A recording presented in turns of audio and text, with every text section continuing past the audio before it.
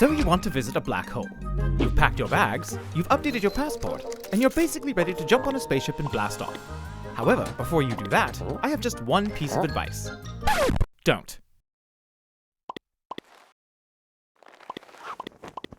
Okay? If you really must go, I suppose you should at least know a few things about black holes before you leave.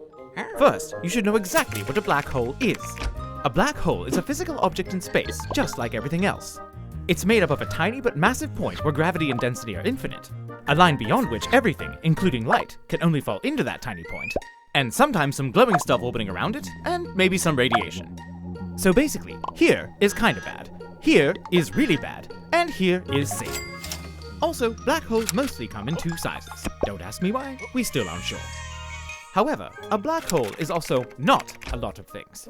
It is not a hole, a cosmic vacuum cleaner, a portal to another dimension populated by unicorns and space potatoes, and absolutely not a good place to vacation. Okay, fine.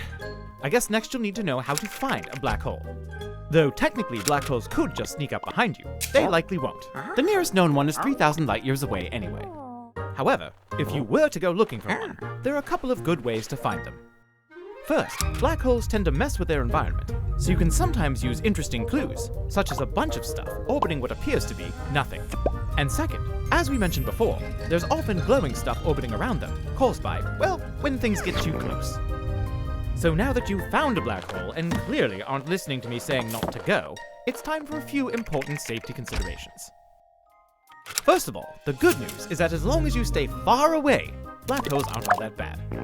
However, as you get closer, you need to keep a few things in mind. The radiation near the black hole can be extremely deadly, so the chances of escape get slimmer the closer you get. And if you get close enough, you now have to worry about being stretched into a giant noodle and time getting really weird.